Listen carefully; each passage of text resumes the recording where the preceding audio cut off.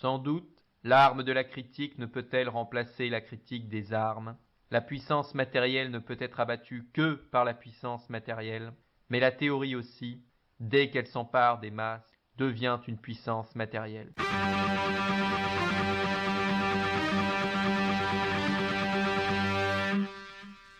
Sortir du capitalisme, le podcast pour une critique émancipatrice du capitalisme.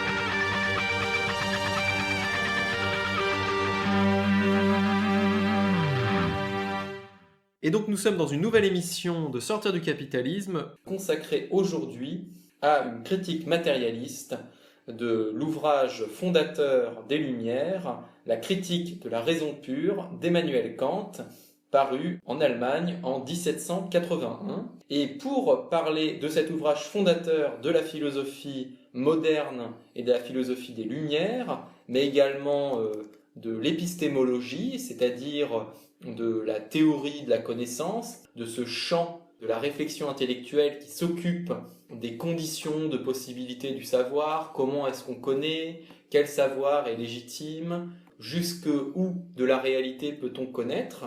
Nous sommes avec Benoît Bohibunel, professeur de philosophie et auteur d'un essai sur le sujet intitulé « Approche matérialiste de la critique de la raison pure » et paru aux éditions L'Harmattan en 2022. Donc bonjour Benoît. Bonjour. Alors on a déjà fait d'autres émissions avec toi sur Kant ou qui abordent Kant. Et donc là on renvoie à deux émissions en particulier, celle sur les Lumières, voilà, où du coup on aborde notamment Kant, et une émission qui s'appelle L'antisémitisme d'extrême droite, mais qui en réalité parle plutôt de l'antisémitisme des philosophes allemands, et notamment celui de Kant. Alors pourquoi avoir fait cette émission sur cet ouvrage ? Eh bien principalement pour deux raisons. D'une part parce que c'est un ouvrage fondateur de la philosophie moderne, c'est un ouvrage central de l'histoire de la philosophie, c'est un ouvrage qui est en général étudié dans beaucoup d'universités et de classes préparatoires, et c'est un ouvrage qui est fondateur de la théorie de la connaissance. Et donc c'est un ouvrage qui nous permet de réfléchir notamment sur la question de la science moderne et de ses limites. Et d'autre part, c'est également un ouvrage, et plus largement un auteur, Emmanuel Kant, qui ont été extrêmement discutés dans la théorie critique d'inspiration marxienne. Et ce, depuis Marx, mais également au début du XXe siècle par Lukács et Sonnrettel, et puis plus récemment par la critique de la valeur et par des auteurs comme Kurz, Trencle, Lohoff, Postone. Alors, ce qu'on se propose pour cette émission, c'est tout d'abord de faire une introduction assez générale à ce que c'est que la critique de la raison pure. Ensuite, discuter de ces différentes interprétations et notamment de ton interprétation, Benoît. Alors peut-être, Benoît, du coup, est-ce que tu pourrais nous expliquer de manière la plus claire et la plus pédagogique possible quelles sont les thèses fondamentales de Kant dans la critique de la raison pure et quel est le système philosophique, disons, de manière schématique, que toi tu dégages de la critique de la raison pure. Eh bien, tu as bien présenté les choses. Effectivement, la critique de la raison pure, c'est une théorie de la connaissance que Kant va constituer aussi à la suite de la constitution des sciences naturelles modernes, comme la science de Newton. Et Kant, en fait, fait un constat dès l'introduction en fait de son propos, et même dès la préface, c'est que d'une certaine manière, la physique moderne a atteint un certain point de maturité. De la même manière, la mathématique grecque antique avait atteint un certain niveau aussi de scientificité, en particulier avec Thalès, des gens comme ça. Et il constate que par contre, dans le domaine philosophique, en particulier dans le domaine métaphysique, on n'a pas encore atteint ce point de maturité. Et c'est ça qui fait problème d'abord pour Kant, c'est que la métaphysique n'est toujours pas une science. Et ça, c'est quand même le problème de base. Et la question de la théorie de la connaissance se pose à la suite de cette question-là. Pourquoi n'y a-t-il toujours pas de métaphysique qui soit parvenu à son niveau de maturité. Ça veut dire quoi? Ça veut dire que la métaphysique, traditionnellement, elle a été d'abord plutôt dogmatique, c'est-à-dire qu'elle a voulu poser des jugements affirmatifs sur des réalités qui, pourtant, ne sont pas dans le champ de l'expérience possible. Par exemple, la métaphysique traditionnelle a voulu statuer sur la question de Dieu, mais Dieu échappe à la rationalité empirique qui consiste à connaître quelque chose dont on fait l'expérience. Donc, c'est un peu l'enfance de la métaphysique dogmatique.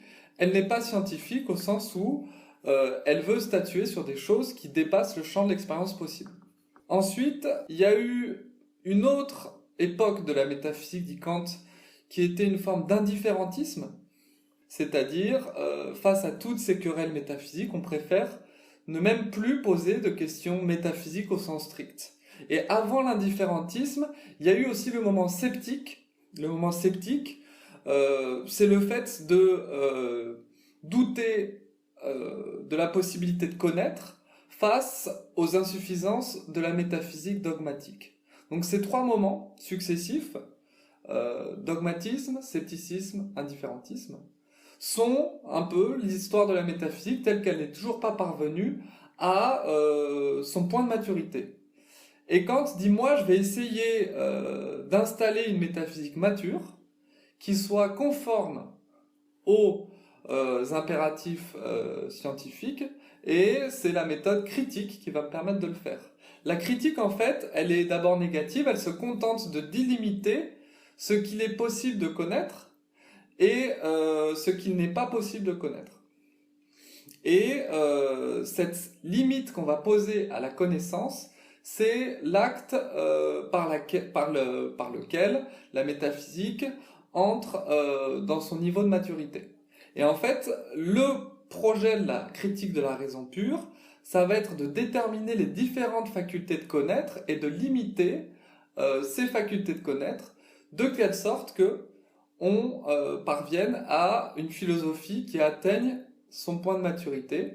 Et pour ce faire, il va falloir aussi, donc du coup, parce qu'on part du sujet de la connaissance, opérer ce que Kant appelle une sorte de révolution copernicienne dans la philosophie, c'est-à-dire qu'on va arrêter de chercher à mettre d'une certaine manière l'objet au centre comme un centre fixe autour duquel un sujet instable tournerait, mais on va au contraire mettre le sujet au centre, considérer que c'est lui qui est connaissable et déterminer ses facultés. C'est ça la méthode critique aussi. Donc c'est partir de la subjectivité connaissante pour ensuite essayer de savoir qu'est-ce que c'est que l'objectivité en ayant déterminé les facultés de cette subjectivité ainsi que ses limites. Donc c'est ça la question que Kant pose, essayer de déterminer une métaphysique qui arrive à son point de maturité, essayer de déterminer aussi une révolution dans la méthode en partant dans cette théorie de la connaissance du sujet connaissant, à partir duquel une objectivité peut se constituer, et si jamais on arrive à porter ce projet jusqu'au bout, du coup, on aurait une philosophie, et la métaphysique, c'est la discipline philosophique par excellence en ce qui concerne le champ de la connaissance, on arriverait à une métaphysique qui serait aussi mature que peut l'être la physique moderne, la physique newtonienne par exemple. C'est ça un peu le projet que Kant pose dans la préface et qui va ensuite développer dans l'introduction. Et dans l'introduction, il va poser un petit peu la question qui va synthétiser son approche. Synthétiser, c'est le cas de le dire, parce que la question, et que je vais essayer de définir un petit peu, c'est comment des jugements synthétiques a priori sont-ils possibles? Alors c'est une question qui peut paraître compliquée, mais qu'on peut essayer d'expliquer en définissant chaque terme. Déjà, qu'est-ce que c'est que des jugements synthétiques? Pour le savoir, il faut donc se référer à l'introduction. Dans l'introduction, Kant il distingue les jugements analytiques et les jugements synthétiques. Les jugements analytiques, c'est les jugements dans lesquels les deux concepts, le sujet et le prédicat, sont contenus l'un dans l'autre, c'est-à-dire s'incluent mutuellement. Et les jugements synthétiques, c'est des jugements dans lesquels les deux concepts sont hétérogènes et sont dans deux sphères séparées. Donc, les jugements synthétiques sont extensifs parce qu'ils rajoutent quelque chose au concept, alors que les jugements analytiques sont simplement explicatifs, ils sont simplement définitoires, ils ne font que préciser ce qui est à l'intérieur du concept. Par exemple, tous les corps sont étendus, c'est un jugement analytique parce que l'idée d'extension est déjà contenue dans l'idée de corps. Par contre, les corps sont pesants, c'est un jugement synthétique parce qu'il faut faire l'expérience de la pesanteur, ajouter quelque chose, étendre la connaissance pour savoir que le corps pèse quelque chose. Et par rapport à ça, on dira aussi que les jugements analytiques sont tous a priori, parce qu'une définition, c'est quelque chose qui se connaît a priori sans qu'on ait nécessairement à faire une expérience a posteriori pour connaître la chose. Donc les jugements analytiques sont tous a priori, alors que les jugements synthétiques, on pense dans un premier temps qu'ils sont pour la plupart a posteriori, parce que il faut faire une expérience. C'est ça, a posteriori, ça veut dire que ça demande une expérience pour étendre la connaissance. Mais, nous dit Kant, pourtant, il existe des jugements très singuliers, ça va être des jugements synthétiques a priori, c'est-à-dire des jugements qui étendent la connaissance, mais qui en même temps sont a priori, c'est-à-dire sont universels et nécessaires avant même qu'on ait à faire une expérience. Et donc ces jugements synthétiques a priori, comment sont-ils possibles? Et en fait, en posant cette question-là, il pose la question que j'ai posée tout à l'heure, celle des facultés. Pourquoi?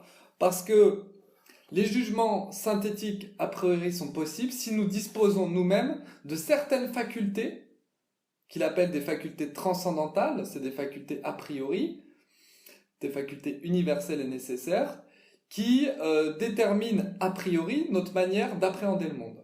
Et c'est justement parce que on a certaines facultés a priori que des jugements synthétiques a priori sont possibles. Donc en fait, à travers cette question-là, il pose la question des facultés et on retombe sur ce que je disais tout à l'heure, la révolution copernicienne, le sujet au centre, la question de la théorie de la connaissance et d'une métaphysique critique qui arrive à son point de maturité. Donc si on retient ces deux choses-là, une méthode critique dans la métaphysique et la question des jugements synthétiques a priori, qui renvoie à celle des facultés subjectives, on comprend un petit peu le projet même de la critique de la raison pure. Et donc je finis juste sur cette question-là. Ces facultés, on peut dire qu'il y en a trois qui sont quand même assez bien distinguées par Kant. Il y a l'intuition, et donc Kant, en termes de faculté transcendantale, va parler de forme a priori de l'intuition sensible. C'est ce qui nous permet d'appréhender les choses dans l'espace et dans le temps, de façon réceptive, c'est quelque chose de réceptif.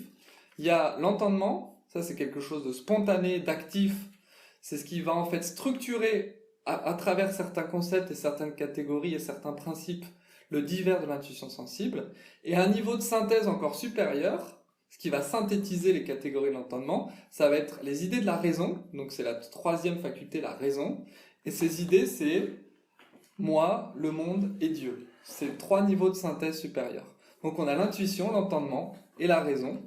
Et la réponse à la question comment des jugements synthétiques a priori sont-ils possibles, elle dépend de la manière dont on va définir ces trois facultés transcendantales. Et donc ces trois facultés transcendantales vont être exposées dans les trois parties principales de la critique de la raison pure. Ça va être l'esthétique transcendantale, ça va être la logique transcendantale et la dialectique transcendantale. Donc voilà un peu pour le projet, le plan de l'ouvrage. Et moi, du coup, j'ai essayé d'avoir un point de vue critique sur cet ouvrage. Pas d'en faire simplement une exégèse positive en décrivant ce que dit Kant, mais en essayant de critiquer au sens le plus fondamental, au sens social et historique, la démarche même transcendantale. Voilà, c'est ce que j'ai essayé de faire. Alors justement, tu as dit pas mal de choses dans cette introduction qui était extrêmement claire. Tout d'abord, ce qu'on peut dire quand même du projet de Kant, c'est que finalement il déplace la question philosophique de qu'est-ce qu'est le monde, qui est la question de l'ontologie, puisque ontos en grec ancien c'est l'être. Donc finalement tous ces philosophes dogmatiques disaient ce qu'était l'être du monde. le monde c'est ça, l'être humain c'est ça. Par exemple, Aristote, quand il disait les êtres humains sont des animaux politiques, c'est une ontologie. Voilà. Et finalement, Kant, lui, va plutôt avoir une approche pas tellement en termes d'ontologie, mais plutôt en termes d'épistémologie, c'est-à-dire quelles sont les conditions de possibilité de connaissance de cette réalité. Et ça renvoie là à une émission qu'on a faite sur le Capital, livre 1, puisque on peut dire que dans la description de la société capitaliste que fait Marx dans le Capital, livre 1, il y a aussi qu'est-ce qu'on peut saisir du capitalisme, à quel niveau est-ce qu'on le saisit, est-ce que c'est au niveau des essences, des réalités matérielles, etc. Donc là, on renvoie vraiment à l'autre émission qu'on a fait avec Vincent de Giminologue sur le Capital, livre 1. Mais toujours est-il, ce qui est intéressant, c'est chez Kant, c'est vraiment voilà, de s'interroger sur les conditions de possibilité de connaissance du réel. Alors lui, il s'intéresse aux conditions de possibilité de connaissance du réel, plutôt disons de ce qu'on pourrait appeler le monde naturel, entre guillemets. Évidemment, la question de l'épistémologie au niveau des sciences sociales, au niveau de la théorie critique, c'est un peu différent. L'intérêt de ce que tu as fait, c'est-à-dire de cette relecture critique de la critique de la raison pure, c'est que ça pose la question des limites épistémologiques de la science moderne, et on pourrait même dire aussi de la connaissance et de la philosophie moderne, puisque on sait que quelqu'un par exemple comme Adorno dans la dialectique négative aussi s'attaque un petit peu à ces questions à quel point est-ce qu'on peut connaître le monde. Voilà, c'est un petit peu ça la question fondamentale, c'est à quel point et de quelle manière peut-on connaître le monde. Et ce que je trouve intéressant chez Kant, même si je pense qu'il y a beaucoup de choses à redire là-dessus, c'est que malgré tout, même si on peut dire que globalement c'est un défenseur de la science moderne, il montre que la science moderne ne peut pas tout connaître. Elle ne peut pas connaître l'essence des choses, mais qu'elle peut connaître simplement les phénomènes tels qu'ils apparaissent dans l'espace et dans le temps. C'est-à-dire que finalement, dans la physique newtonienne ou dans la physique de Kant, et les théories physiques ne peuvent pas dire ce qu'est l'être du monde, ils peuvent simplement dire comment est-ce que se manifestent les phénomènes tels que la loi de la gravitation, etc. Ils peuvent essayer de la calculer, mais ils ne peuvent pas dire... Ils prennent en compte des relations et pas forcément des absolus, mais ça, faut quand même le nuancer au sens où l'espace chez Newton reste un espace absolu et quand même un espace en soi et qui est censé être objectif, alors que l'espace de Kant, lui, va quand même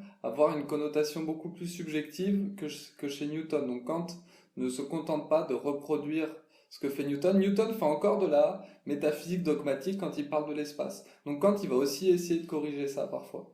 L'espace de Newton, ça reste un espace absolu. Et donc du coup, même si la direction de la physique moderne, c'est de penser des relations et pas des en soi, il persiste encore des crispations dogmatiques, même dans cette physique moderne. Et c'est pour ça que ce que fait Kant reste révolutionnaire aussi du point de vue de ces physiciens modernes. Finalement, Kant est en même temps qu'un défenseur de la science moderne, un de ses premiers critiques rationalistes. C'est-à-dire que, bien sûr qu'il y a eu plein de critiques de la science dès le XVIIe et le XVIIIe siècle, mais c'était principalement des critiques religieuses, des critiques, disons, anti-rationalistes. Lui, il essaye de faire une critique, déjà une critique rationnelle de la raison scientifique. Et finalement, Kant, même si en même temps c'est le grand défenseur de la raison, il n'est pas dans un absolutisme de la raison. Il dit la raison peut connaître certaines choses dans certaines conditions, mais elle ne peut pas tout connaître, elle ne peut pas dire le vrai sur l'ensemble du réel. Et finalement, Kant, même si on voit que Kant peut être largement dépassé en termes de critique épistémologique de la science moderne, au moins il fournit déjà une critique de ce qu'aujourd'hui on appelle le réalisme. C'est-à-dire, par exemple, ces mathématiciens qui disent que les objets mathématiques existent réellement. Kant, il dit que sa méthode, elle est idéaliste transcendantale. Et par exemple, on peut dire que l'espace ou le temps sont des idéalités transcendantales, c'est-à-dire qu'elles dépendent des facultés subjectives et des formes de l'intuition a priori. Mais en même temps, elles sont transcendantales au sens où c'est des facultés universelles et nécessaires, c'est-à-dire a priori. Mais il dit aussi que cet idéalisme transcendantal est un réalisme empirique. Donc Kant se dit réalisme au sens empirique, c'est-à-dire que il y a une objectivité quand même des phénomènes dans l'espace et dans le temps qui découle du fait qu'on en fait l'expérience et que cette expérience, elle confère une réalité au phénomène. Donc il n'y a pas un subjectivisme absolu chez Kant, il y a de l'objectivité. Et cette objectivité, elle a sa pierre de touche dans l'expérience. Ça, c'est important de savoir que l'idéalisme transcendantal est un réalisme empirique. Par contre, là où tu as raison de dire que c'est la critique du réalisme grossier, c'est que Kant va critiquer le réalisme transcendantal qui est un idéalisme empirique. C'est-à-dire, on inverse les termes tout simplement. Et ça, c'est la position qui consiste à vouloir faire, par exemple, de l'espace un en-soi qui ne dépend pas du sujet. C'est de dire les idées correspondent exactement à la réalité. Et c'est d'ailleurs aussi la problématique d'Adorno dans la dialectique négative. C'est de dire, finalement, Adorno, il prolonge Kant, même s'il rompt partiellement avec lui, en disant qu'il y a une non-identité entre les concepts et la réalité, et que le sujet peut connaître certaines choses, selon Adorno, mais que le concept n'embrasse jamais la totalité de ce qu'il veut décrire, que les concepts ne pourront jamais coller exactement avec la réalité, et que d'une certaine manière, on peut effectivement, et c'est là la position intéressante de Kant comme d'Adorno, c'est pas un relativisme, c'est-à-dire qu'il y a bien des jugements, des concepts qui collent plus à la réalité que d'autres. Mais il n'y a jamais de concept qui colle totalement à la réalité. Et ça, je pense que c'est quelque chose de très intéressant et dont il y a déjà un peu les prodromes chez Kant dans la critique de la raison pure. Après, peut-être que justement, on peut dire que même si Kant fournit une partie des fondements d'une critique des limites épistémologiques de la science moderne, on peut aller plus loin. Alors peut-être qu'on peut justement en revenir un petit peu sur les différents auteurs et les différentes théories qui ont proposé de prolonger la critique de Kant et de la dépasser. Voilà, dans une sorte de critique un peu dialectique de Kant. Plus qu'une critique dialectique, là, ce serait plutôt une tentative d'historiciser Kant au sens le plus structurel, c'est-à-dire de dire pourquoi c'est à ce moment-là de la modernité émergente qu'une théorie de la connaissance transcendantale va pouvoir se constituer, et pourquoi le fait de critiquer la réalité existante suppose le fait de critiquer aussi cette théorie, parce que cette théorie est aussi le reflet de cette réalité existante. Donc moi, je vais essayer juste simplement de faire une analyse matérialiste de la critique de la raison pure, en essayant de poser la question, pourquoi ce reflet idéologique va exprimer une certaine réalité qui elle-même est critiquable, et pourquoi, de ce fait, ce reflet idéologique est aussi critiquable. Donc par l'historicisation du geste kantien, il s'agit simplement de se questionner sur le pourquoi de cette théorie de la connaissance qui est justement une théorie transcendantale. Pourquoi le transcendantal émerge dans les premiers de la modernité, même de la modernité capitaliste, on peut dire. Qu'est-ce que ça peut signifier et en quoi va se constituer à partir de là une forme sujet très universelle mais aussi universelle abstraite. Et du coup, pourquoi cette théorie de la connaissance, elle exprime cette forme sujet, cette forme valeur, et elle exprime cette historicité. Donc du coup, c'est un peu ça qui m'a intéressé. Et là-dessus, il y a quelqu'un qui s'appelle Zonnrettel qui a fait un travail intéressant.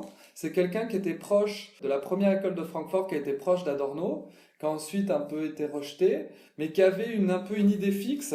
C'était que, en gros, les catégories de Kant, les catégories logiques de Kant, qu'il pose par exemple dans sa théorie de la connaissance, émergent en fait sur la base de ce qu'il appelle l'abstraction-échange. En gros, l'abstraction-échange, c'est le fait que dans les échanges marchands se constitue l'abstraction de la valeur. L'abstraction-échange, c'est aussi un concept qu'on retrouve chez Adorno, mais chez Zonnrettel, elle est liée à ce qu'il appelle des abstractions idéales, qui sont les catégories logiques de l'entendement. Et donc, ce que dit Zonnrettel, ces catégories logiques, en fait, qui émergent déjà avec les premières formes logiques et philosophiques de la Grèce antique déjà à Milet, elles correspondent avec les premières formes de monnaie frappée. Donc lui, il va s'intéresser à la corrélation qui existe entre l'émergence de premières formes marchandes ou proto-marchandes et des premières formes de monnaie frappée qui sont des formes de médiation sociale,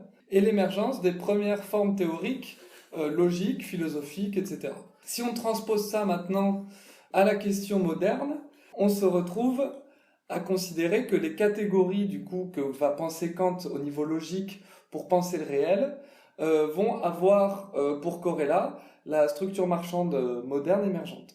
Et donc du coup, il faut penser la relation qui existe entre une forme d'abstraction que Zonnrettel qualifie d'abstraction réelle, parce que c'est une abstraction qui joue à même les relations sociales réelles, c'est la question du fétichisme marchand aussi, et des abstractions idéales qui sont les émanations idéologiques de ces abstractions réelles. Il y a une relation entre les deux, et cette relation-là, c'est ce qui m'a intéressé en fait. Oui, alors peut-être pour préciser, parce qu'il y avait quand même beaucoup de choses dans ce que tu as dit, ce qu'on peut dire de la thèse de Zonnrettel, qui moi me paraît un peu contestable historiquement, parce qu'il trace une ligne de continuité à mon avis trop forte entre la rationalité grecque et la société grecque, d'une part, et la rationalité moderne et la société moderne d'autre part. Je le critique d'ailleurs là-dessus, j'allais en venir. Il rétroprojette un petit peu la structure marchande moderne sur l'Antiquité, et il a tendance à avoir une solution de continuité. Là, il y a plutôt une rupture. Je voulais en arriver là, mais je te rejoins complètement là-dessus. Et simplement, par contre, ce qui est vrai, qui est intéressant chez Zonnrettel, si on fait abstraction entre guillemets de cette question de l'Antiquité, c'est vrai que la spécificité de la société capitaliste, c'est que, comme dit Marx dans le Capital, à un moment, il dit les rapports ne sont plus directs, ce sont des rapports impersonnels entre des personnes, des rapports qui passent par des intermédiaires, tu parlais de médiation, par des intermédiaires qui sont, disons de manière très concrète, l'argent qui lui-même a un rapport avec la valeur. Et ce qu'on peut dire simplement de cette dimension abstraite, c'est que on n'est plus comme dans le cas du féodalisme, dans le cadre d'un rapport direct de domination, dans le cadre de la société capitaliste, mais tous les rapports sociaux passent par des formes sociales comme l'argent, qui sont des formes qui font abstraction du contenu. C'est-à-dire, voilà, on a 10 euros, 20 euros, 30 euros, et avec ces 10, 20, 30 euros, qui finalement ne correspondent à rien de concret, c'est pour ça qu'on parle d'abstraction, qui ne correspondent à rien de concret, eh bien, on va vraiment avoir un pouvoir sur la réalité. Et même d'ailleurs, c'est l'argent, la valeur, le capital, les formes sociales qui sont liées à l'argent, disons, qui même le constituent pour ce qui est le cas de la valeur, qui vont être ce qui va organiser l'ensemble de la société. D'où voilà le fait de parler d'abstraction réelle, c'est-à-dire que la société moderne se caractérise par le fait que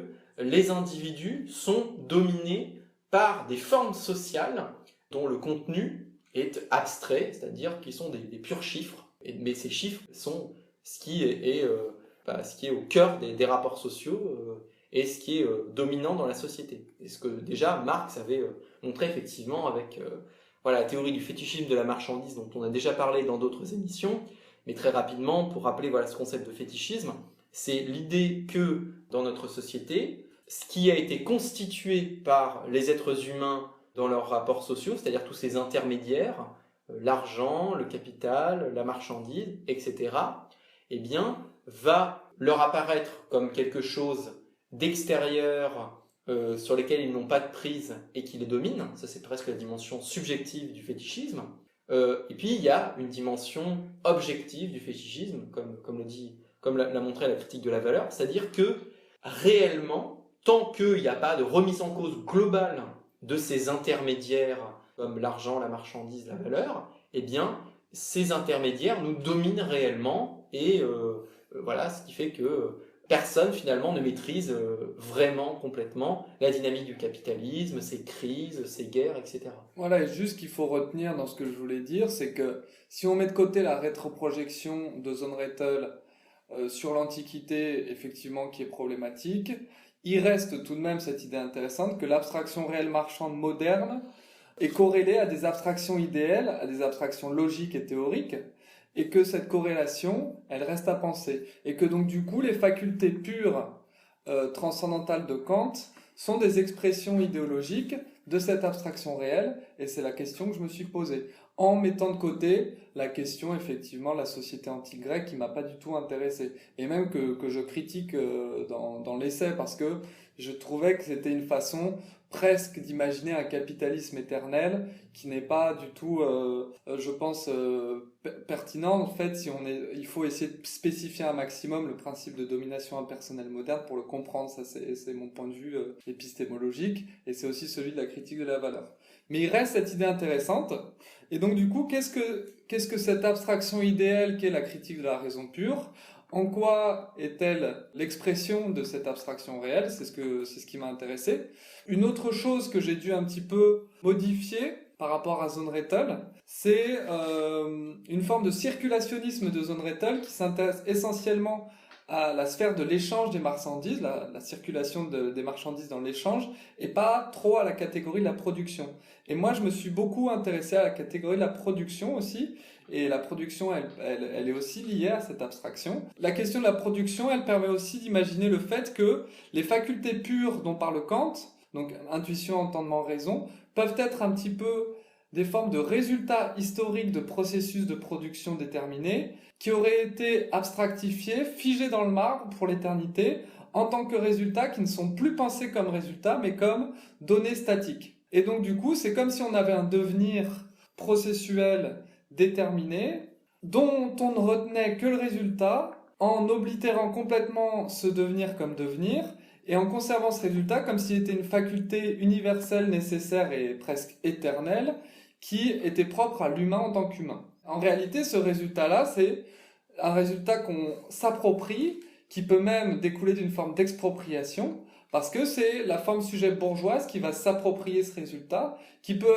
être aussi lié à des processus de production qui sont d'abord effectués par des non-bourgeois. Des exemples, les facultés dont parle Kant sont liées à la faculté théorique d'abord, donc à une faculté contemplative. Et donc, cette faculté contemplative et théorique, elle peut être liée au fait d'avoir extorqué au travail manuel, par exemple, ces dispositions spatiales, temporelles, ces dispositions pragmatiques, de telle sorte que cette processualité, on a fini par la diviser entre une dimension théorique et une dimension pragmatique pour ne retenir que le résultat théorique. Et cette forme d'expropriation existentielle, c'est ce qui m'a intéressé. J'ai aussi retravaillé un petit peu à partir du livre de Zonnrettel, Travail manuel et travail intellectuel, qui traite de cette question-là. Comment une processualité dans la production qui concerne d'abord le labeur pragmatique va pouvoir être conçue comme pur résultat théorique nu et être abstractifiée comme faculté pure.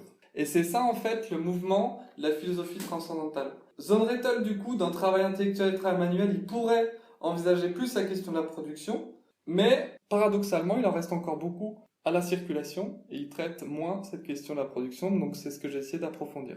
Oui, et justement, sur tout ce que tu as dit, ça appelle à une histoire sociale de la science moderne et de la philosophie moderne. C'est-à-dire que ce qu'on peut dire, c'est que si des formes de pensée, des formes de connaissances, des formes d'ontologie du monde naturel aussi abstraites et mathématiques que sont par exemple la physique newtonienne ont émergé au XVIIe siècle en Angleterre, en l'occurrence pour Newton, ce n'est pas sans rapport avec le fait que la société anglaise elle-même était globalement organisée au XVIIe siècle par des intermédiaires abstraits et quantitatifs tels que l'argent, la valeur, la marchandise, etc. Ça, c'est vrai au niveau des catégories, mais c'est vrai au niveau de la production aussi, au sens où c'est parce qu'il y a une certaine production sociale, une certaine organisation dans le travail productif qui se développe comme processus, qu'on va pouvoir aussi identifier des constantes théoriques qui vont constituer ce résultat nu face auquel on va nier le processus de production. Oui, d'ailleurs, un exemple qui a été bien étudié en histoire sociale des sciences modernes, c'est le fait que la science moderne ne procède pas simplement de l'intellect bourgeois d'un Newton, mais également de l'appropriation et de l'expropriation de savoirs artisanaux notamment en termes d'observation des planètes ou d'observation de la nature dans d'autres domaines que la physique, de savoir qui étaient ceux des artisans. Et par exemple, quelqu'un comme Clifford D. Conner dans Une histoire populaire des sciences, donc qui est paru aux éditions L'Échappée, puis après qui a connu une réédition au Seuil, dans la collection Point, en poche, eh bien, lui, il explique bien comment est-ce que finalement la science moderne procède de la division du travail entre un savoir soi-disant manuel qui en fait a été pillé par le savoir bourgeois théorique, de toutes ces observations scientifiques, de tous ces savoir-faire dans d'autres domaines, et que finalement c'est le travailleur intellectuel, bourgeois ou aristocratique, qui va s'approprier le produit d'un travail d'observation scientifique, pré-scientifique, parascientifique, proto-scientifique, peu importe, des artisans. Donc finalement, se rejoue dans la fabrication des sciences modernes l'exploitation et l'expropriation qui se jouent dans toute la société capitaliste, et donc par exemple quelqu'un comme Lukács. Voilà, et c'est Lukács justement, on est pile dans le sujet puisque lui aussi est un critique de Kant. Voilà, dans Histoire et conscience de classe, dans son chapitre sur la réification, il évoque les antinomies de la pensée bourgeoise, et j'ai un peu repris cette idée que ce qu'on appelle la chose en soi chez Kant, c'est-à-dire le contenu des formes structurantes transcendantales, qui est un contenu totalement inaccessible, renvoie selon Lukács à l'incapacité, par exemple, du système économique marchand de saisir la valeur d'usage derrière la valeur, et donc de connaître son substrat de réalité. Cette incapacité, nous dit Lukács, de la philosophie bourgeoise, finalement à connaître la totalité, à connaître le contenu même de ces formes, et c'est l'incapacité de la société bourgeoise à maîtriser la totalité sociale marchande, puisqu'elle repose sur l'occultation et l'oblitération du contenu concret matériel des valeurs d'usage. C'est ce que dit Lukács, tout simplement. Et ça, c'est effectivement corrélé au fait aussi que la pensée bourgeoise, comme la pensée des facultés transcendantales, oblitère les processus historiques réels et ne voit que les résultats purs, comme je disais tout à l'heure. Et c'est aussi lié à ce processus de dépossession et d'expropriation. D'une certaine manière, la chose en soi, ça annonce presque la théorie de la non-identité de Adorno. La chose en soi, ce serait presque la souffrance des individus réifiés dans la production qui reste totalement inaccessible pour le système. Ça rejoint un peu ce que dit Adorno dans Dialectique négative quand il dit que la souffrance a à voir avec ce qui est non identique aux catégories. La chose en soi que Kant essaie de penser confusément, ce serait presque la souffrance ou les désirs des individus réifiés dans la production ou des prolétaires, et ce serait ce qui échappe au système, ce qui fait aussi qu'il y a une possibilité des luttes. Et une théorie transcendantale comme celle de Kant, pour revenir quand même à Kant, c'est justement une théorie de faculté qui oblitère les processus et qui est une théorie qui n'arrive pas à saisir la concrétude des processus historiques et sociaux. Et ça rejoint un peu ce que je veux dire, parce qu'elle oblitère aussi la question du contenu de ces formes. Donc tout ça pour dire aussi que cette question-là de la relation entre des processus productifs et pragmatiques existants et des résultats théoriques purs, ça m'a permis d'interpréter d'une certaine manière, du coup, l'esthétique transcendantale, qui est la première partie de la critique de la raison pure, consacrée à l'espace et au temps, et en particulier à l'espace et au temps en tant qu'ils sont des formes de l'intuition sensible a priori. C'est-à-dire que l'espace et le temps pour Kant, c'est des formes subjectives, donc ces formes qui appartiennent au sujet, qui structurent a priori, c'est-à-dire de façon universelle et nécessaire avant toute expérience, absolument toute appréhension d'un objet sensible, toute appréhension sensible d'un objet. Et donc, du coup, d'un objet qu'on va appeler du coup phénomène, parce que c'est ce qui apparaît dans l'espace et dans le temps. Donc du coup, l'espace et le temps chez Kant renvoient à une faculté transcendantale, renvoient aux formes subjectives de l'intuition, qui sont des formes a priori. Et là, on a typiquement l'exemple, je pense, d'un résultat nu théorique en lequel on a oblitéré un processus historique et productif déterminé. Et pour le montrer, sur la question de l'espace, on peut donner des exemples assez clairs. Kant dit que l'espace ne peut qu'être a priori parce qu'il existerait des propositions géométriques apodictiques. Quand il dit ça, il dit quelque chose d'important. C'est-à-dire, par exemple, on doit considérer que la proposition, la ligne la plus courte entre deux points est une ligne droite est une proposition apodictique et a priori, c'est-à-dire quelque chose qui s'impose intuitivement avant toute expérience. C'est par exemple les axiomes d'Euclide. C'est le premier grand géomètre à avoir déterminé des axiomes qui s'imposent intuitivement et de façon apodictique. Donc, Kant nous dit, ce genre d'axiome, ce genre de proposition apodictique de la géométrie n'est possible que dans la mesure où on imagine qu'un espace a priori lui-même est possible. C'est-à-dire qu'il y a une forme subjective spatiale qui détermine a priori l'ordre de la juxtaposition des phénomènes. Et donc du coup, on a ici presque le fait d'attester que l'espace est bien une forme a priori qui va se baser sur le fait qu'il existe des géométries apodictiques ou une géométrie apodictique. Et il s'agit donc simplement de s'intéresser à cette proposition, c'est-à-dire une géométrie peut-être apodictique. Qu'est-ce que ça veut dire ? Si on s'intéresse, cette fois-ci on va peut-être s'intéresser même aux origines de la géométrie. De toute façon, c'est un schéma qui est structurel et qui concerne aussi la modernité.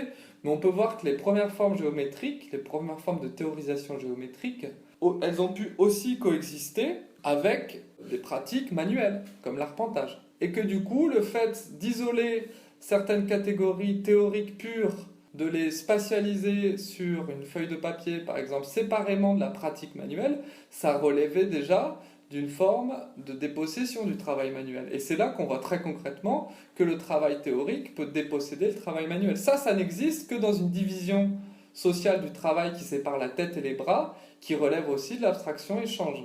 Donc on retrouve un peu notre idée de tout à l'heure. Si on complexifie les choses, de façon plus structurelle, on peut dire que les sciences pures, même modernes, elles vont exprimer aussi cette tendance du théorique à déposséder le travail manuel. Et donc à déposséder d'une certaine manière la sphère de la production. Et donc la sphère de la production de marchandises. Et donc on en voit bien ici que dire qu'une géométrie est apodictique est très circonstancié. Elle est apodictique pour autant qu'il existe d'abord un processus historique et social de dépossession du manuel par le théorique.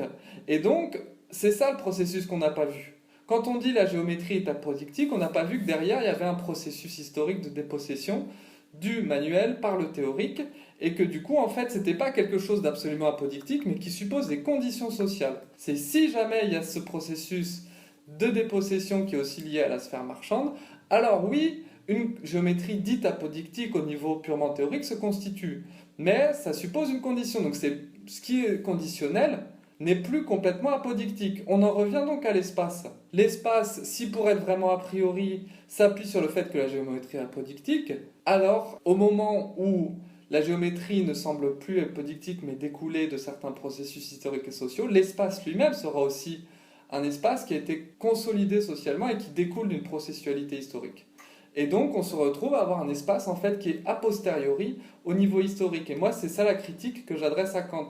J'essaie de dire non, l'espace tel que vous en parlez, un espace vide à 3 dimensions, c'est une construction théorique qui découle d'une processualité historique reposant sur la domination du théorique sur le manuel. Et donc du coup, ça me permet de reposer la question kantienne. C'est-à-dire, on a un jugement qui se veut synthétique a priori, qui en réalité est analytique parce que c'est une construction théorique, a posteriori parce qu'il va s'appuyer sur une expérience historique et sociale déterminée, donc sur quelque chose d'a posteriori. Donc la question que je pose, c'est pas comment des jugements synthétiques a priori sont-ils possibles, c'est plutôt comment des jugements synthétiques a priori ont été rendus possibles par un processus historique, la constitution de la société capitaliste. Tout à fait.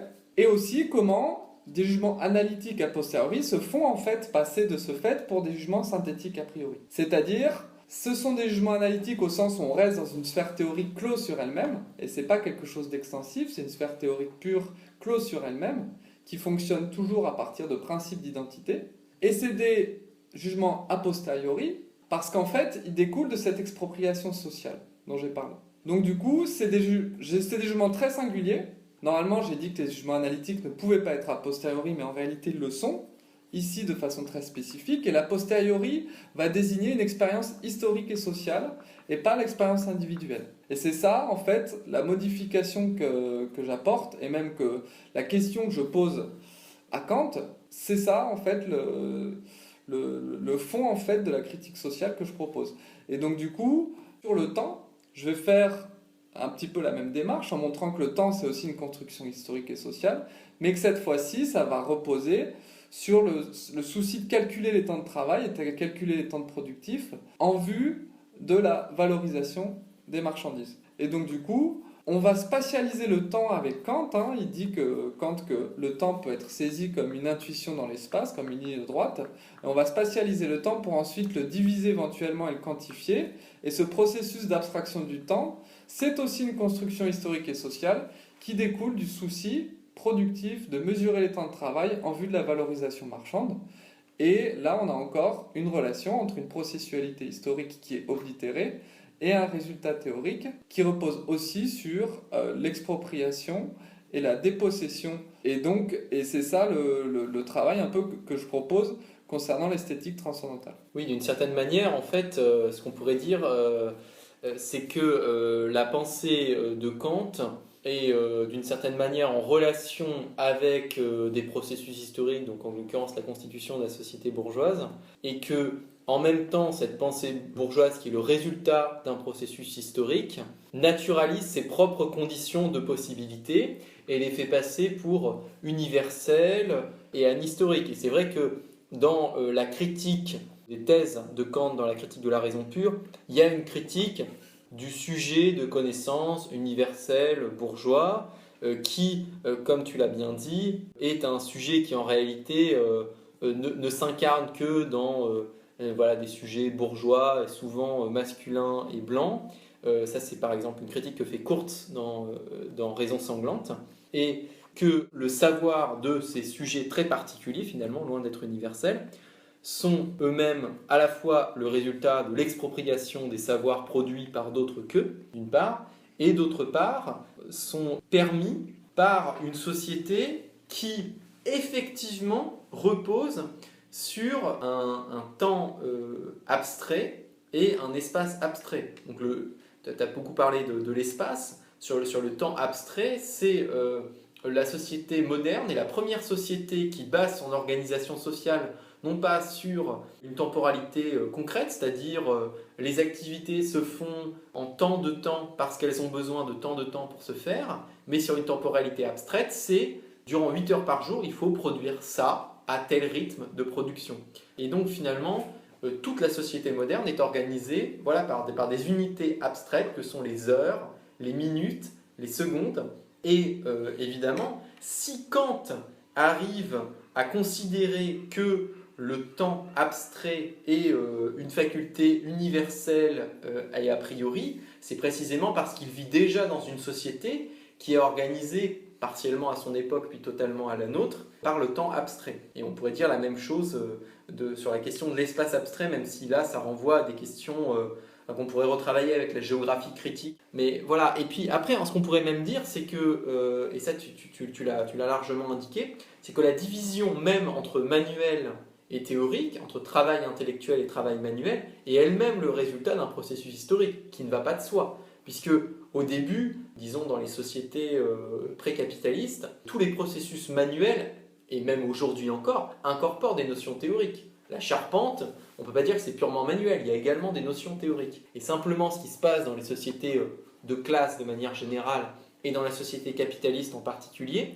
c'est que les classes dominantes, disons, s'approprient tout le savoir théorique des classes laborieuses, et transforme à travers cette expropriation et cette appropriation du savoir des classes laborieuses, les transforme simplement en des purs exécutants qui sont complètement dépossédés. Et donc là, évidemment, ça renvoie aussi à Lukács, qui fait une analyse justement de la dépossession des individus, notamment dans l'usine tayloriste, qui ont été dépossédés de tout le savoir artisanal qui leur restait, dans l'atelier du 19e siècle, et qui deviennent simplement des purs exécutants d'une mécanique qui a été pensée par des ingénieurs qui se sont appropriés tout leur savoir et qui leur imposent un savoir théorique qui se matérialise notamment par les machines, le rythme de travail, etc. Oui, d'une certaine manière, ça c'est Michel Henry qui le dit, et même Marx il le dit dans le livre 1 du Capital. les machines dans l'industrie, elles vont cristalliser des théories pures de la nature. Elles vont être la cristallisation de la mécanique. Il y a une relation au moins indirecte entre la physique moderne et mécanique et la mécanique de l'ingénieur. Et donc du coup, c'est la science qui domine aussi l'individu laborieux dans l'industrie taylorienne. Face à la machine, il est face aussi à des théories pures de la nature qui sont cristallisées, qui sont objectives. Et donc du coup, il est soumis aussi à certaines déterminations scientifiques et théoriques qui lui échappent totalement. C'est-à-dire le fonctionnement même de la machine repose sur toute une ingénierie, même toute une théorie pure de la nature qui lui échappe complètement. Mais là où il y a encore un retournement qui est intéressant, nous dit Lukács, c'est que puisque cet ouvrier parcellaire de l'industrie taylorienne est lui-même soumis à des fonctions toujours plus disloquées, à un certain moment, il va simplement être aussi un appendice de la machine, c'est-à-dire que c'est pas lui qui va employer la machine, c'est la machine qui va l'employer lui, et que en dernière instance, ce qu'il va faire, c'est aussi contempler la machine, c'est-à-dire il va même plus œuvrer avec la machine, mais simplement vérifier qu'elle fonctionne bien. Et ça va être ça, son activité. Et donc du coup, on avait dit tout à l'heure que la contemplation, c'était le propre du théorique, mais même dans la praxis de l'ouvrier, on va avoir une dimension de contemplation qui va intervenir, et du coup, il va partager ce point en commun avec le théorique, mais cette fois-ci de façon totalement aliénée. C'est-à-dire que même la praxis, elle va être altérée en son sens, c'est-à-dire qu'on va même plus avoir une activité manuelle, mais une activité presque de contemplation. Ça, c'est quelque chose que Lukács dit dans Histoire et conscience de classe. Et donc du coup, ça va altérer aussi l'activité productive, qui va elle-même à son tour devenir contemplative et va viser à la surveillance de la machine, de telle sorte que cette machine soit viable du point de vue de son fonctionnement mécanique, du point de vue aussi de son fonctionnement théorique. Donc du coup, c'est intéressant de voir qu'il y a une réversion de la praxis en théorie dans ce processus d'expropriation du manuel par l'intellectuel. Ça, c'est quelque chose qui m'a aussi intéressé, mais je peux parler peut-être plus brièvement de ce que j'ai fait sur la suite. L'idée, ça a été ensuite de travailler sur ce que Kant appelle la déduction transcendantale des catégories. C'est dans la logique, cette fois-ci, c'est sur l'étude de la faculté de l'entendement. La déduction transcendantale des catégories, c'est un des moments clés de la critique de la raison pure. C'est la question de savoir dans quelle mesure les catégories de l'entendement, qui sont au nombre de 12, qui sont un peu les catégories de synthèse qui permettent de ordonner le divers de l'intuition sensible, comment ces catégories sont-elles possibles a priori et sur quoi repose cet a priori? Kant va expliquer que c'est sur une fonction qu'il appelle la perception transcendantale, L''aperception transcendantale, qui est tout simplement un je pense pur qui permet de synthétiser absolument toutes les représentations intellectuelles. Et ce je pense, c'est une détermination de l'espace et du temps, mais surtout du temps. C'est-à-dire que ce je pense pur, il faut qu'il détermine a priori le temps, c'est-à-dire le divers successif des phénomènes, pour pouvoir fonctionner comme principe de synthèse. Et parce que ce je pense pur est une fonction opératoire du point de vue intellectuel, ça nous permet de dire que on a des catégories qui sont bien a priori. Toutes les catégories vont relever de ce je pense. Et d'une certaine manière, ce je pense, il va être lié aussi à 3 fonctions. Ça, c'est dans la première édition qu'on voit ça et c'est le plus intéressant dans la première édition. Ce qu'il appelle l'appréhension, c'est-à-dire la capacité à saisir le divers successif des phénomènes et de les appréhender. Et il faut déjà une activité de rétention au niveau de l'appréhension. Ensuite, il y a la question de l'imagination et de la faculté reproductrice de l'imagination. C'est le fait de rappeler un phénomène passé dans le présent pour pouvoir rendre opératoire cette rétention. Et ensuite, il y a la question de la recognition dans le concept. Et là, c'est l'entendement au sens strict.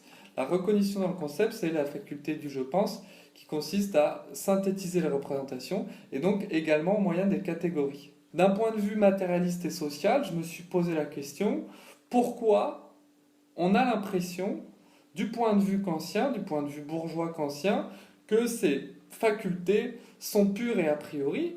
Pourquoi en réalité elles dérivent d'une processualité historique et sociale qui est oblitérée? Quelle est cette historicité? C'est la même question que j'ai posée, tout simplement, que celle que j'avais posée pour l'espace et le temps. C'est la question en fait de savoir à quel moment on a besoin d'avoir une temporalité homogénéisée en laquelle des moments présents et des moments passés sont distingués assez fermement pour qu'on puisse penser cette retention aussi de façon spatialisée, de façon à spatialiser le temps. Et ça devient nécessaire au moment, comme je l'ai dit tout à l'heure, où on commence à quantifier le temps. Et cette fonction synthétique du je pense, elle dérive en fait de cette possibilité de diviser le temps de telle sorte qu'on le quantifie. Elle dérive donc également du souci gestionnaire et marchand de mesurer les temps de travail socialement nécessaires en vue de la valorisation des biens. Donc, je reprends mon analyse du temps, j'essaye de trouver ça au niveau de la processualité, de la déduction transcendantale des catégories. Je propose du coup, à partir de là, une analyse matérialiste et sociale de cette question. Donc la méthode, en fait, je l'ai trouvée dans l'esthétique et j'essaye de l'appliquer dans la logique. Et chaque catégorie ensuite, donc il y a 12 catégories, chaque catégorie va être interprétée selon cet horizon. Donc je ne vais pas reprendre chaque catégorie, mais en gros il y a 4 grands groupes, c'est quantité, qualité, relation, modalité. Dans la quantité, il y a unité, totalité, pluralité. Voilà, il y a plusieurs, je ne vais pas toutes les nommer, bien sûr, plusieurs catégories. Il y a la catégorie dans la relation de causalité qui est très importante, catégorie de réalité dans la qualité qui est très importante aussi. Et au niveau de la modalité, il y a existence, possible, nécessaire, qui sont aussi des catégories, donc qui toutes nous permettent de structurer le divers de l'intuition sensible, donc ce qu'il y a dans l'espace et dans le temps. Et en ayant proposé, de retracer la processualité historique du je pense, qui est en fait la fonction synthétique qui permet d'ordonner toutes ces catégories a priori, j'ai essayé de faire aussi une critique matérialiste et historique de ces catégories. Donc voilà, c'était ça l'objectif. Et concernant la dialectique transcendantale, on arrive à un niveau de synthèse supérieur, mais cette fois-ci vraiment d'un point de vue critique chez Kant, parce que Kant ne va pas ontologiser les idées de la raison pure, mais il va en avoir une version régulatrice, c'est-à-dire que ce n'est pas des idées qu'on peut connaître, pas des réalités qu'on peut connaître, mais c'est des principes qui régulent la connaissance. Donc Dieu, moi et le monde. Et je vais en particulier essayer de montrer que toutes les synthèses que Kant pense en ce qui concerne le moi vont être en fait liées à tout ce que j'ai raconté concernant les antinomies de la pensée bourgeoise chez Lukács, c'est-à-dire à une chose en soi qui renvoie à la souffrance de l'individu. Et donc on a cette oblitération de la souffrance de l'individu dans la pensée kantienne du moi. Un moi abstrait, quoi. Un moi abstrait, c'est-à-dire un moi abstrait et théoricien qui ne saisit plus en fait le substrat de souffrance. Désincarné. Voilà, c'est ça, et la chose en soi, c'est ça. Concernant le monde, ça va être aussi lié à toutes les interprétations du temps qu'on peut en faire, et toutes les interprétations liées à la spatialisation du temps dont j'ai parlé. Donc, j'entre pas dans les détails concernant cette dialectique, mais j'ai opéré la même méthode en fait à chaque fois, méthode que j'ai exposée tout à l'heure, c'est-à-dire critiquons ces facultés transcendantales comme résultat nu théorique qui oblitère le devenir processuel, historique et social, qui sera aussi lié du coup à des formes d'expropriation et de dépossession, et à une forme de domination théorique au sens le plus générique possible. Oui, et d'ailleurs, tu as beaucoup parlé, je pense que c'est vraiment central dans la théorie de Kant, du temps. Et c'est vrai que cette question du temps, elle cristallise vraiment un enjeu, puisque Marx, déjà, il y a près de 2 siècles, disait déjà l'homme n'est plus rien, tout au plus est-il la carcasse du temps. Et il y a vraiment chez Kant une espèce de naturalisation de cette domination du temps abstrait dont parle aussi Anselm Japp dans ses travaux, dont parle aussi Moïse Poston dans Temps, travail et domination sociale, il a un chapitre là-dessus, dont parle aussi Edward Palmer Thompson dans un ouvrage, ce que tu proposes un petit peu de manière générale dans ta critique, de la critique de la raison pure, c'est une espèce de démystification et de dénaturalisation du sujet de la connaissance bourgeois tel qu'il est théorisé de manière typique par Kant. Et finalement, de dire que ce sujet de connaissance pure, dont la connaissance part d'abord d'un espace abstrait, d'un temps abstrait, disons de la localisation de phénomènes dans le temps abstrait et dans l'espace abstrait. Tout ça, finalement, est une naturalisation d'un sujet bien particulier historiquement, qui est le sujet bourgeois, et qui s'est formé notamment à travers la dépossession et l'expropriation de ce qui est devenu le travail manuel. Et finalement, chez Kant, disons qu'il y a Kant pose des limites épistémologiques à la connaissance moderne, mais sans interroger le caractère historique et social de la science moderne et de la manière dont elle connaît le monde, à la fois à un niveau théorique, c'est-à-dire le fait qu'elle le connaisse de manière mathématique et abstraite, et également qu'elle puisse le connaître par un processus d'expropriation, notamment des savoirs artisanaux. Et donc, voilà, c'est en ça qu'on a trouvé que ta critique matérialiste de la critique de la raison pure était vraiment très intéressante. Et du coup, on te remercie vivement de nous avoir partagé tout ça. Et évidemment, pour plus de détails, il faut se référer à ton long texte qui aborde partie par partie, de manière précise, la critique de la raison pure. Et donc, on invite les gens qui veulent en savoir plus à lire ton essai. Donc voilà, merci Benoît. Merci.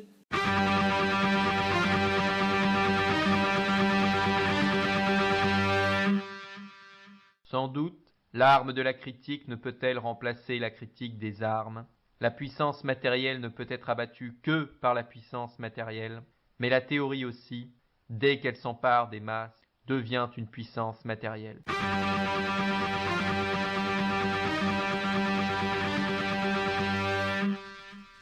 Sortir du capitalisme, le podcast pour une critique émancipatrice du capitalisme.